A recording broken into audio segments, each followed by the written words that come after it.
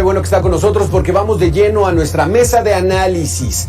Participa Lorena Rivera, coordinadora general de opinión del periódico Excelsior y articulista especializada en temas de cambio climático. ¿Qué tal? ¿Cómo estás, Lorena? Me da mucho gusto saludarte. Muchas gracias, Alberto, por la invitación aquí en Mega Noticias. Hay que decirle a la gente, ahorita la gente está comiendo, fue día de descanso, están en familia. ¿Qué es la COP26? ¿Qué es esta reunión? Mira, la COP26 es la cumbre del clima de la ONU y se reúnen las partes que son los países miembros que conforman esta área especializada en cambio climático de Naciones Unidas. Y las cumbres se realizan cada año y hay sedes. En esta ocasión le tocó a Glasgow. El año pasado le tendría que haber tocado y la antepasada la tenía la presidencia Chile y se realizó por problemas en Chile, se realizó en Madrid, tuvo el apoyo de Madrid en 2019. Entonces ahora le toca a Reino Unido la presidencia de la COP26, donde se tiene que poner ya justamente la acción y cumplir los objetivos del Acuerdo de París. Ya no hay pausas, ya no hay que perder el tiempo para estar justamente en la acción climática. Eso es lo que se requiere, los científicos lo han dicho, hay muy poco tiempo para limitar que la temperatura suba 1.5 grados centígrados. Y eso también tiene mucho que ver con el calentamiento del planeta. Ya hemos visto cómo ha subido la temperatura y está afectando de manera dramática a muchos países. Ya ninguno se está salvando. Incendios, olas de calor, inundaciones debido a lluvias torrenciales. China tuvo, por ejemplo, en un solo día, en una lluvia que hubiera representado la lluvia de un año casi, ¿no? Entonces, estos fenómenos se exacerban y justo aquí en la COP26 de Glasgow se tiene que poner ya en marcha el Acuerdo de París y el financiamiento que se requiere para que los países menos desarrollados... Lorena, ¿cuál es el Acuerdo de París? Recordamos que fue en 2015, entró en vigor en 2016. ¿Cuál es principalmente el Acuerdo de París? El Acuerdo de París tiene como objetivo limitar la temperatura que no rebase el umbral de 1.5 grados centígrados, recortar los gases de efecto invernadero que son producidos por combustibles fósiles y otras actividades industriales, y también la agricultura es causante de estos gases de efecto invernadero. Evitar justamente también la deforestación y obviamente tener una economía más verde, circular, que permita la sustentabilidad y que permita hacer uso racional de los recursos naturales del planeta. Es cuidar el planeta, bajar las emisiones y que los países que se comprometieron lo cumplan. Hay dos elementos muy importantes que son las contribuciones nacionalmente determinadas, que es a lo que se comprometen los países a reducir sus gases de efecto invernadero en un tiempo determinado, y también las estrategias climáticas de largo plazo. Son dos de los instrumentos mandatorios que tiene el Acuerdo de París. Y eso es lo que se tiene que cumplir, además del financiamiento de $100,000 millones claro, anual para países no desarrollados que puedan adaptarse y mitigar también los efectos del cambio climático. Es que aquí sí no nos queda duda, todos en el planeta somos testigos de cómo, bien dices, se están exacerbando algunos fenómenos naturales. Llueve como nunca, hace frío como nunca, cae granizo como nunca, hace calor como nunca. Ese es el gran problema, Lorena, que el planeta pueda incrementar 1.5 su temperatura, y que si lo rebasa prácticamente no habría vida ya en el planeta. Y eso no es exagerado, eso no es sensacionalismo, es la realidad que estamos viviendo.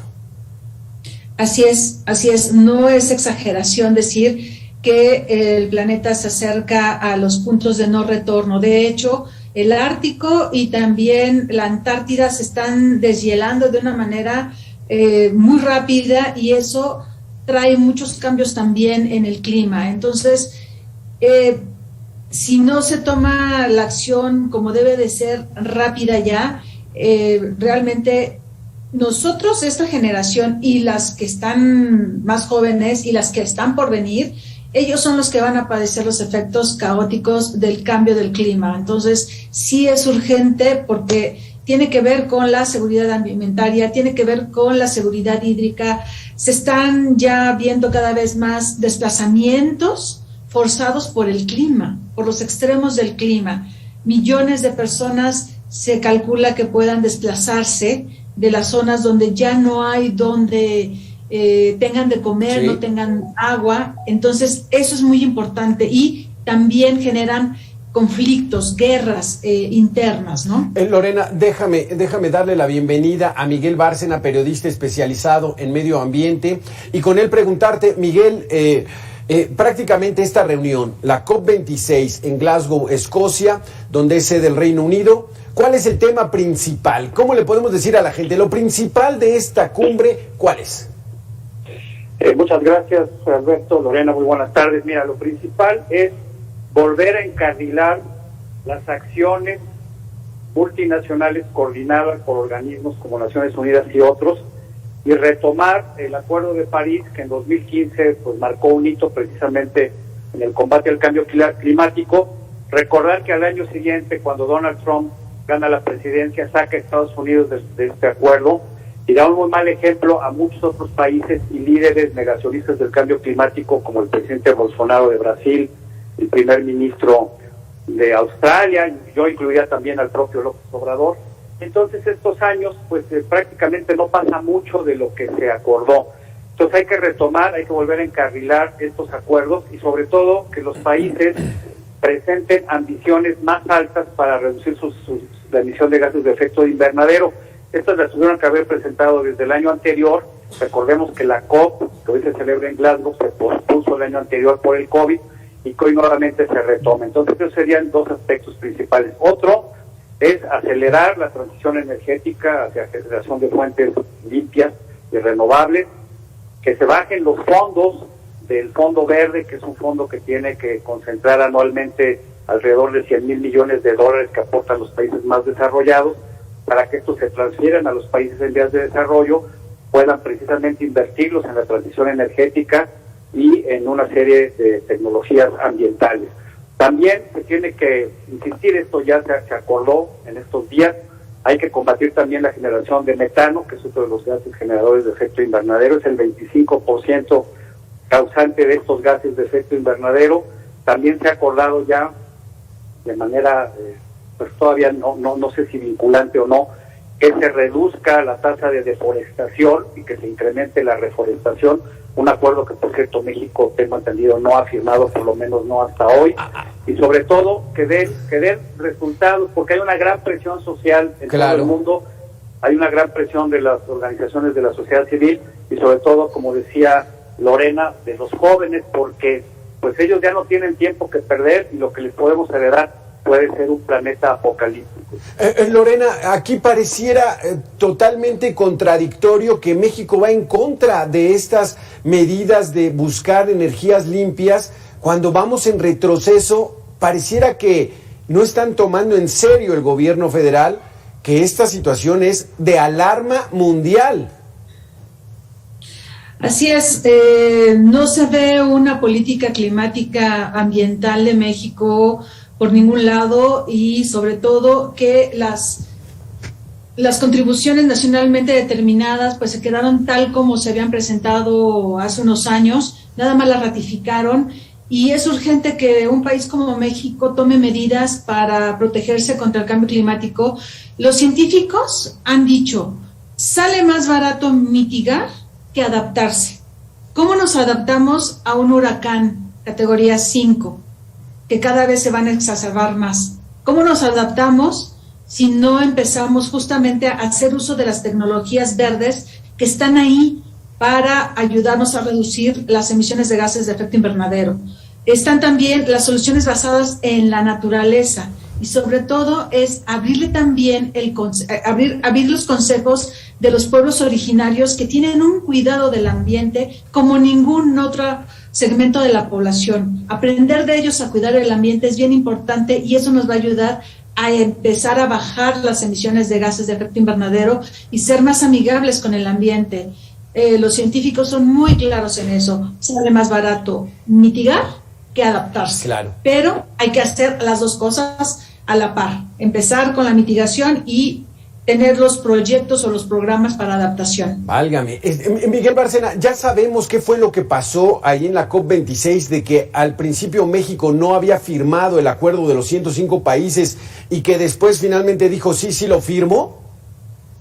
Pues no lo sé bien a bien. Hace rato en el chat de los reporteros que cubrimos la fuente ambiental, alguien preguntó que por qué México no lo había firmado y habíamos estado esperando una respuesta por parte de Semarnat, en donde ya efectivamente hace poco, una hora, confirman que México sí se sumó hoy en la COP a esta declaración.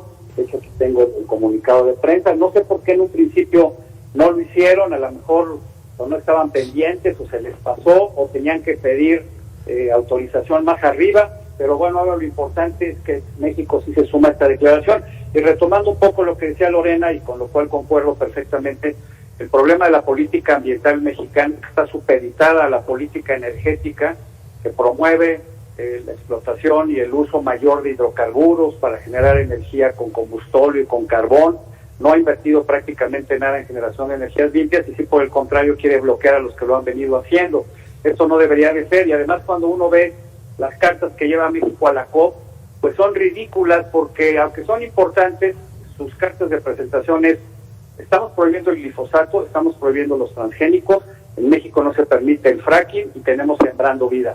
Pues sí, pero eso no afecta o no va directamente contra la generación de gases de efecto invernadero producidos por la explotación de los hidrocarburos. Ahora también pues están subiendo al carro de que hay que combatir el tema del metano, que es importante, pero buena parte del metano se genera también en la extracción de petróleo o en la explotación del petróleo, más todas estas actividades de ganadería extensiva y de agricultura industrial, que pues están afectando cada vez más, no solo porque generan gases de efecto invernadero, sino porque están afectando ecosistemas. Y por otro lado, pues es muy lamentable que en 3 años el presidente de México no haya ido a ninguna de las COPs, el canciller tampoco, es la primera vez que asiste una secretaria del Medio Ambiente, y esto no está bien porque México está entre los 15 países que más gases de efecto invernadero produce, porque además está dentro del G20, y porque pues en esta semana es cuando acuden los jefes de Estado y de Gobierno precisamente para darle a la cumbre la importancia que merece, para darle un espaldarazo, y después de que acuerdan de manera regional con algunos de sus pares o de manera bilateral, pues ya las delegaciones se quedan negociando hasta el final. Y es una pena que México no tenga hoy un liderazgo que perdió y que pues sí tuvimos, yo lo recuerdo muy bien porque estuve ahí cubriéndolo durante la cumbre de París. Exactamente. Lorena, ¿cuál es tu opinión del por qué no participó el presidente de México en esta cumbre de cambio climático? Mira, es un poco complicado tener esa respuesta. Sin embargo, lo que sí te puedo decir es que ha sido muy congruente el presidente Andrés Manuel López Obrador en no asistir a este evento, a este tipo de eventos internacionales. Estuvo en la cumbre del clima que organizó recientemente Biden vía virtual, pero fue virtual. Pero no, si tú te recuerdas, no ha salido a eventos internacionales importantes y solo ha participado en aquellos en los que supongo que ha creído que es conveniente su participación. Sin embargo, pues en eso sí sería más bien una pregunta hacerle al presidente por qué no asiste a este tipo de eventos, y él ha dicho que la mejor política exterior es la interior, ¿no? Entonces, ahí es donde sí habría que poner mucha atención, y el liderazgo que tuvo México junto con muchos otros países de América Latina se ha diluido en estos últimos años, y América Latina es una región altamente vulnerable a los efectos adversos del cambio climático. Miguel Bárcena, te hago la misma pregunta. ¿Cuál es tu opinión del por qué el presidente no asiste a estas reuniones de cambio climático? Pues mira, por varias razones. Uno, porque no se siente cómodo 2, porque no le generan mayor interés, a él nunca le ha interesado la política internacional. 3, no habla inglés, no se siente bien con sus pares, y además para las cosas que dice, por ejemplo, recordar esta reunión en la que vía remota empezó a hablar ante Naciones Unidas de que por qué Benito Mussolini se llamaba Benito, o para hablar del avión que se rifó pero que se va a vender, o para hablar de Sembrando Vida, un programa clientelar que no tiene reglas de operación y que promueve la deforestación, pues mejor que no vaya, porque en realidad para hacer o decir lo que dice, pues pone en ridículo a los mexicanos. Pero por otro lado, en el fondo, es porque no le interesa. Sí le interesó ir a la Casa Blanca a darle un respaldarazo a Trump cuando estaban en la campaña electoral para buscar la reelección, pues porque pues tendría algún acuerdo, le convenía, pero salvo eso, pues el presidente no ha salido y pues prácticamente es muy difícil que salga en el futuro. Miguel, déjame preguntarte rápidamente, si del gobierno esperamos poco compromiso para fijar una postura y evitar el cambio climático de nuestra parte, la gente, ¿qué debería hacer? La responsabilidad ahora recaería en los ciudadanos. Prácticamente, ¿qué tenemos que hacer para contribuir en esto? Qué buena pregunta, porque mira, más allá de lo que hagan o dejen de hacer gobiernos o industriales, todos podemos hacer desde nuestra casa algo, desde aprovechar eficientemente la energía, el agua, cambiar nuestra forma de consumir. Obviamente hay mucha gente que puede sembrar huertos en su casa, tener azoteas o muros verdes, utilizar menos el transporte privado, utilizar el transporte público, caminar, andar en bicicleta, consumir productos orgánicos, ayudar a promover las cadenas de producción de los productores locales. En fin, hay muchísimas cosas que cada uno debemos y podemos hacer, pero muchas veces la gente no lo sabe y además muchos siempre están esperando que los demás lo hagan por nosotros. Exactamente. Yo creo que sí hay que tomar esta batuta, Lorena. ¿Crees tú que México pueda contribuir a este calentamiento del planeta? ¿Qué tendríamos que hacer? Pues sí, efectivamente, con la nueva iniciativa de reforma eléctrica, pues obviamente sí, en lugar de bajar las emisiones, pues se aumentarían. Sin embargo, yo creo que sí, la gente y sobre todo las empresas, las industrias, que pueden bajar su huella de carbono, es importante que lo hagan y que contribuyan en ese sentido. Pero también los estados y los municipios pueden hacer mucho para empezar a bajar la emisión de gases de efecto invernadero. Desde lo local se puede hacer muchísimo y desde la parte individual de las personas, como decía Miguel, también es importante poner cada quien su granito de arena, porque de otra manera realmente el futuro inmediato que tenemos no es alentador y sí podría generar muchísimas problemáticas en lo social.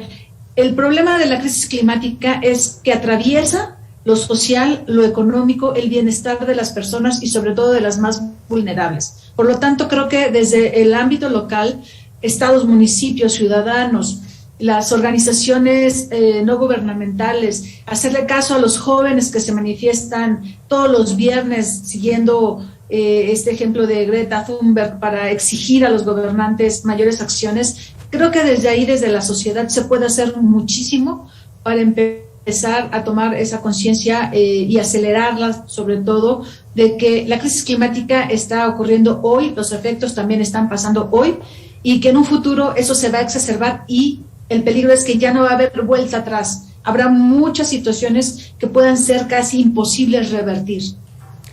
Híjole, Lorena, pues es desalentador el panorama y aún más en México con un gobierno que no está comprometido con el tema, no es importante para ellos. Bueno, muchísimas gracias, Lorena Rivera, articulista especializada en cambio climático de Excelsior, y Miguel Bárcenas, periodista especializado en medio ambiente. Gracias por haber estado con nosotros. Al contrario, gracias a ustedes. Y hay que seguir informando y difundiendo para, como dice Lorena, generar conciencia ambiental. Exactamente. Muchas gracias, Alberto. Muchas gracias, Miguel. Gracias, Lorena.